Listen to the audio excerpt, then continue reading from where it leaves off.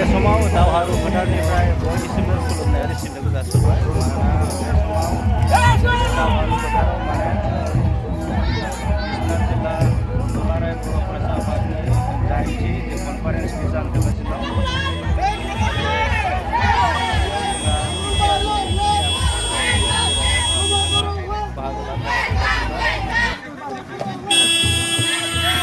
Dari Bosumutari ke bitanganni Dokurani di harimu nyatari bitangan ini sesi kacau bisa mendulangan binaku ke pangalan teh apa parikulangan lagi baik langsung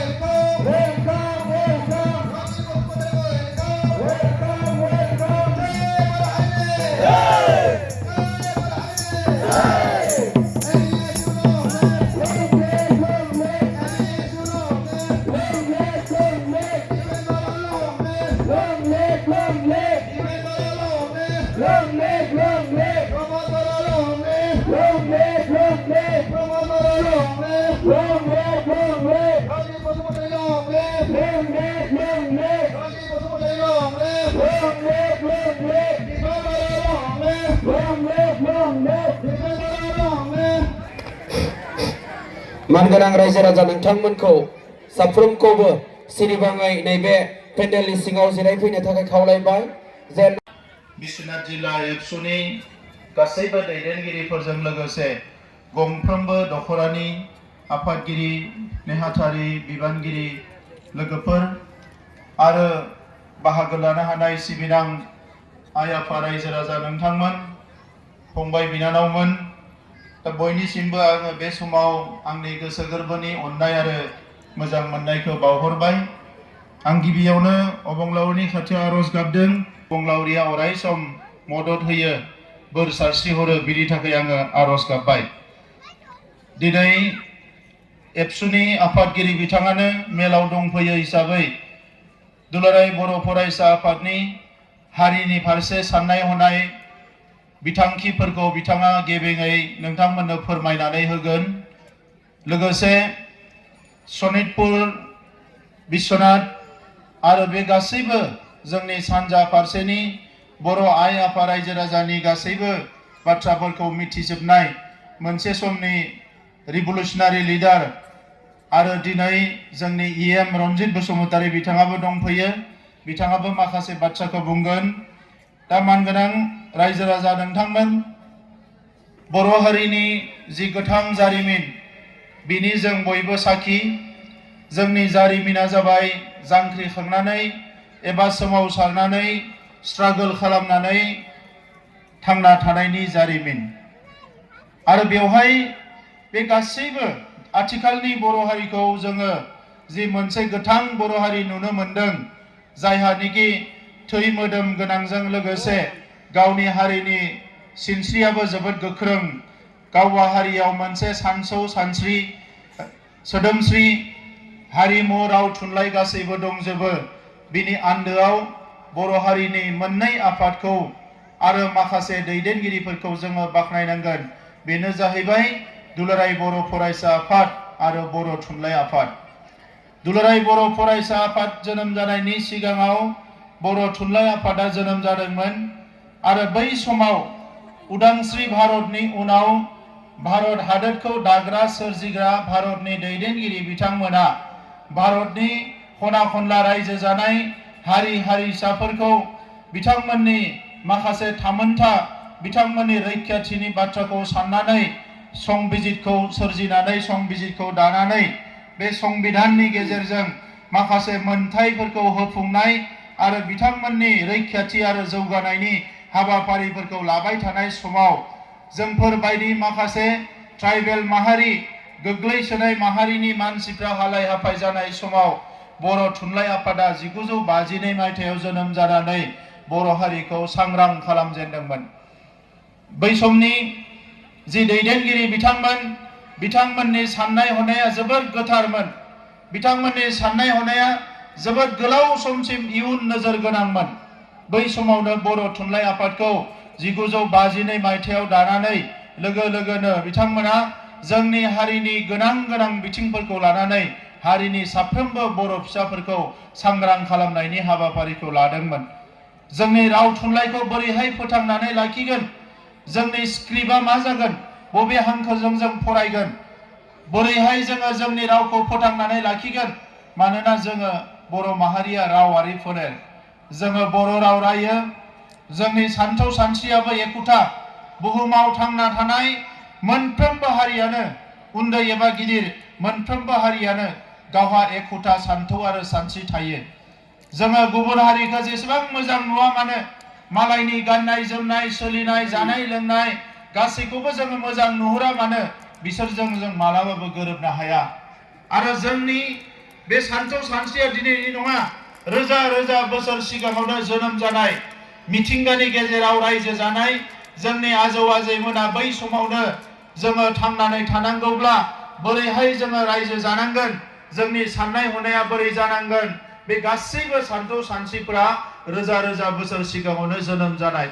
आरो दिनै जोङो गोदान मुगायाव जेसेबां गोदान बाथ्रा साना मानो, जेसेबां गावनि बायदियै जोङो माबा माबि खालामनो साना मानो, जोंनि हारिनि जि फिल'सफि, हारिनि जि दारखन सानथौ सानस्रि बेखौ नागारनानै जोङो मालाबाबो हानाय नङा। सोरबा साफा सानै मानसिया मालाबा सानब्रेनानै आन्दायो आरो बिथांमोना अब्ला एबसुखौ सोंखारियो, सोरबा बर'नि दैदेनगिरिफोरखौ सोंखारियो, बिसोरनि मावनाय दांनायफोरखौ सोंखारियो। नाथाय उनाव थांनानै बिबो सिरि जानानै बै एबसुनि मावनाय दांनाय सानथौ सानस्रि बर' दैदेनगिरिफोरनि जांख्रिथाय सानथौ सानस्रिजोंनो गोरोबफानानै खामानि मावनो गोनां जायो। दा नंखायनो मानगोनां रायजोफोर, दिनैनि बे जोंनि 21 जि मोनसे जौथाइ, बे 21 जौथाइनि गेजेर समाव मुलुगा जोबोद दावगालांबाय। दिनै साइन्स आरो टेक्न'लजि गोनोखोनि बाथ्राखौल' जोङो बुङा, दिनैनि समाव आर्टिफिशियेल इन्टेलिजेन्सनि बाथ्रा फैबाय, AI नि बाथ्रा फैबाय। दा बे समाव जोंनि हारिखौ गेरेमसा हारि महरै गायसननांगोन। आरो बड'फाया बिनिखायनो दुलाराय बर' फरायसा आफादनि आफादगिरि जानाय समाव, जि समाव बिथाङा आलादा रायजो बिनानै सोमावसारदोंमोन, बै समाव राजखान्थि गोहोनि बाथ्राखौ बुंनायजों लोगोसे बर' माहारिया गेरेमसा हारि जानांगौ होननाय बाथ्राखौबो बिथाङा रोखा रोखा फोरमायलांदों। दा नंखायनो दिनै दुलाराय बर' फरायसा आफादा बड'फानि होलांनाय जि मोनसे लामा, बड'फानि होलांनाय सानथौ सानस्रि आरो बर' माहारिनि जि हारि हिसाबै जोंहा थाखानाय जोंनि सानथौ सानस्रिखौ लानानै दुलाराय बर' फरायसा आफादा दिंग्रायालासे कुनु मोनसे थासारियावनो आन्दायालासे थाद'नाय गैयाजासे, मेंनाय गैयाजासे, गिनाय गैयाजासे गावनि लामाजों आगान सुरगासिनो दङ। जोङो मेगन सिगाङावनो नुदों गोबां हारिया जों जि हारि जोङो जेरैहाय स्ट्रागल खालामनानै संग्राम खालामनानै थांना थादों, जोंनि मेगन सिगाङावनो गोबां हारिया दिनै गावनि राव थुनलाइ गावनि सिनायथिखौ खोमानानै लाबाय। नाथाय जोंनि हारिया जि मोनसे डिटारमिनेशन, जायखौ जि मोनसे जोंनि थिरांथा, जोंनि थांखि, बेखौ जोङो गोख्रोङै हमथानानै लानो हानायनि थाखाय जोंनि राव थुनलाइ हारिमु धोरोम आसार खान्थि गासैबो दिनै गोथाङैनो दङ। दा नंखायनो मानगोनां रायजोफोर, दिनैनि मुलुगनि मानसिफ्रा जाय हारिया गावहा राव थुनलाइ दङ, जाय हारिया गावहा सिनायथि दङ, जाय हारिया गावहा हारिमु दङ, सोदोमस्रि दङ, बे हारिखौसो मुलुगनि मानसिफ्रा मान होयो। दा नंखायनो मोनसे समाव जौगानाय हारिफ्रा जोंखौ थगाय थसि खालामनानै, सिगि सग' खालामनानै धोरोम सोलायहोनाय, जोंनि गुबुननि राव रायनाय, जोंनि ड्रेसफोरखौ सोलायहोनाय गोबां खैसारियाव बिथांमोना खामानि मावदोंमोन। नाथाय दिनै जोंनि बर' दैदेनगिरिफोरनि थांनाय 30, 40, 50 बोसोराव जि मोनसे गोख्रों डिटारमिनेशन, थिरांथा लानाय, बेजों दिनै जोंनि मोनफ्रोमबो हारिनि बिथिंफोरखौ दिनै फोथांनानै लाखिनो हाबाय। दा नंखायनो आङो दिनै जोंनि आथिखालनि दुलाराय बर' फरायसा आफादनि जोंनि सेंग्रा जोहोलाव दैदेनगिरिफोर, जायफोर जोंनि फंबाय, एखनबा जोंनि साफा सानै गोरों गोराफ्रा, बैसोगोराफ्रा बे सेंग्रा जोहोलावफोरखौ लानानै माबा माबि सानो जे बिसोरो हारिखौ दैदेननो हागोन ना हाया, बिसोरो हारिनि माबा मोनसे मावनो थांनायाव गोरोन्थिसो मावगोन नामा, बेखौ मालाबा साननानै जोंनि जाखांबोनाय सेंग्राफोर, जायफोर हारिनि थाखाय सिबिनो फैयो, बिसोरखौ मालाबा सोंखारियो एबा नाङै बाथ्राफोरखौ बुङो। नाथाय एबसुआ मानगोनां रायजो राजा नोंथांमोन, आंबो एबसुआव गोबां सम खामानि मावबोबाय आरो बै समनिफ्रायनो आं बुजिबोबाय एबसुआ दिनै बिश्वनाथ जिल्लानि आफादगिरि संगल गयारी नङा। एबसुआ दिनै मिरु एबसुनि आफादगिरि दिपेन बर' नङा। एबसुआ दिनै बर' हारिनिनो मोनसे सान्थौसो। बर' हारिनि सान्थौ, दुलाराय बर' फरायसा आफादाव बिबान लानानै थाग्रा सासेबो दैदेनगिरिफ्रा आं नुबोआखै बिबान लानाय समाव बिथांमोना हारिनि बिन्दोसेबो फोथासेबो गोनो गोथो खोथा साननो मोना आरो सानबोफेराखै। दा नंखायनो सोरबाया बिबान लानानै गाज्रि खामानि मावदोंबा बे जेसेबां गिदिर नेता जाथों, बे एबसुनिफ्राय बाहेर जानो गोनां जादों। बेनो जाबाय एबसुनि जारिमिन। आरो दिनै बर' हारिनि मोनफ्रोमबो खामानि, ओरैबायदि खामानि गैया, ओरैबायदि बिथिं गैया, ओरैबायदि आयदा गैया जेरावनोखि एबसुआ आखाइ होआ। हा हुनि जेंनानिफ्राय लानानै, सोलोंथाइनि जेंनानिफ्राय लानानै, राजखान्थि सोमावसारनिफ्राय लानानै, गामियाव संख्रि बानलुनि नांलाय खमलायनिफ्राय लानानै, डमेस्टिक भाइलेन्स, नखरनि नांलायनायनिफ्राय लानानै जेरावबो दिनै गोख्रोङै खामानि मावगासिनो दङ। दा बेबायदि आफादखौ दिनैनि बायदि थासारियाव, जेराव मोनसे ट्रेन्जिशनेल पिरियड होनना बुंदों, सानफ्रोमबो दिनै मुलुगा सोलायगासिनो दङ। मैया मोनसे मुलुगाव थासारिबा दिनै मोनसे गोदान थासारि, गाबोन मोनसे गोदान थासारि। नोंथांमोना नाय, जोङो जेला स्कुलाव कलेजाव फरायदोंमोन मबाइल गैयामोन। दिनै मबाइल फैबाय, कम्पिउटार फैबाय, 3G 4G 5G जाफैबाय। बेंकआव थाङोबा कम्पिउटार नङाबा जाला, हस्पिटालाव थाङोबा कम्पिउटार नङाबा जाला। गासैबो जिनिसखौ दिनै मुलुगाव साइन्स टेक्न'लजिया साग्लोबजोबनानै लाबाय। आरो बे समाव आगोलाव मानसिया सासेया गावनि सागानखौ होनो रोङोबा सिगनेचारखौ बिखौ लेखा गोरों होनोमोन। नाथाय दायो सागान होनो एबा सिगनेचार होनायल' नङा, बे सासे मानसिया कम्पिउटारबो गोरों जानांगोन, अब्लासो बेखौ लेखा गोरों होनगोन। दा नंखायनो बे मुगायाव थांना थानो थाखाय जोङो आरोबाव गोख्रोंनिफ्राय गोख्रों, गोब्राबनिफ्राय गोब्राब खामानि मावनांगोन। गेना गोरोन्थि गोनां साननाय हनायजों जों मालाबाबो दावगालांनो हानाय नङा। उन्दै उन्दै सिन्ता लाबाय थायोब्ला जोंनि हारिया मालाबाबो जौगालांनो हानाय नङा। जोंनि थांखियाबो गिदिर जानांगोन। बे 21st सेन्चुरियाव मुलुगनि मानसिया जेरैबायदि दावगालांदों, जोंबो बेबायदिनो दावगालांनांगोन। दा नंखायनो मानगोनां रायजोफोर, दिनैनि समाव जोंनि बिश्वनाथ हिसाबै जिखिनि जेंना दङ, गुबै जेंनायानो हानि जेंनामोन। जोंनि मेक्सिमाम रायजो जाना थानाय जोंनि बर' फिसाफोरनि हा हुआ फरेस्ट ओनसोलावमोन आरो बेवहाय फरेस्ट राइटखौ मोनाखैमोन।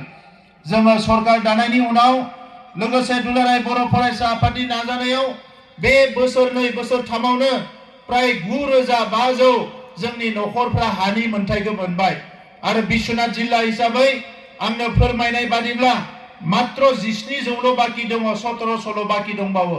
बेखौबो आङो सानब्रै सिगाङावल' आसामनि चिफ सेक्रेटारिजों रायलायदों आरो बिथांखौ बुंदों बिश्वनाथनि डिसिजों रायलायनानै बे 17,000 जि हानि मोननाय दङ मोननांगौ दङ बेखौ थाबैनो होनांगौ होननानै रायलायदों आरो बिथांमोनाबो खोथा होदों। दा बेखौ आं मिजिंथिदों खम समनि गेजेरावनो बे 1700 हाखौबो जोङो मोननो हागोन। अब्ला जोंहा 100% हानि जेंनाया जोबगोन। फरायसालिनि जेंना दङ। गोबाव समनिफ्रायनो जोंखौ नासयबोबाय, जोंखौ थगायबोबाय। सरकारनि मानसिफ्रा बै समनि सरकारनि मानसिफ्रा जेरैबायदि जोंनि सोलोंथाइखौ जोथोन लानांगौमोन बेबायदि सोलोंथाइखौ जोथोन लानाखै। दा बेवहाय हाई स्कुल दङ आरो लोगोसे भेन्सार स्कुलफ्रा माखासे दङ। दा बे भेन्सार स्कुलखौ प्रभिन्सियेलाइज खालामनो थाखाय अलरेडि दुलाराय बर' फरायसा आफाद आरो बर' थुनलाइ आफादा बिटिसिनि बाहेरनिखौ लिस्ट खालामदों आरो बिटिसिनि सिंनिखौ बिटिआरनि सिंनिखौ जोङो लिस्ट बानायदों। दा बे हिसाबै जिहेतु बिटिआर गोरोबथानि 6.3 नाम्बार दफायाव दंखायो बेखौ लानानै जोङो गंजि कलेजबो प्रभिन्सियेलाइज खालामनाय जाबाय आरो बे गासै स्कुल कलेज हायर सेकेन्डारि गासैनिबो लिस्टखौबो खालामनाय जाबाय। आं मिजिंथिदों जे फैगौ 6 दाननि गेजेराव बे फरायसालिफोरखौ प्रभिन्सियेलाइज खालामनो हागोन होननानै आङो मिजिंथिदों। दा मानगोनां रायजोफोर, बे सनितपुर बिश्वनाथनि माखासे गामिया अलरेडि जोंनि बिटिआरआव हाबबाय। बाखि थालांनाय गामिफोरखौबो सोनो थाखाय जोङो खामानि मावगासिनो दङ। नाथाय नोंथांमोनाबो गोसोआव दङ मोनसे समाव जेब्ला बबेबा मोनसे खामानिखौ बोलोजों एबा जोङो माखासे खम समनि गेजेरावनो जोबोद हारिडलि खामानि मावनो थांदोंमोन, बै समाव माखासे गोरोन्थिफ्रा जायो आरो जोंहा मोनसे साननाय दङ जिहेतु सनितपुर दा आथिखालनि बिश्वनाथ जिल्लायाव मोनसे समाव गहपुराव गोबां मासाकार जालांदों, मानसि थैनाय बुथारग्लुंनाय मोनसे थासारि जालांदों। दिनैनि समाव गासैबो हारिया गावबा गावनि हारिखौ लानानै सांग्रां। नंखायनो जोङो मोनफ्रोमबो हारिजों बड'लेण्डआव दायो मोजां सोमोन्दो दादों। दुलाराय बर' फरायसा आफादाबो सिसि बिटिआर होननानै आफाद लानानै जेसेबां हारिनि फरायसा आफाद माहारि आफाद दङ बिथांमोना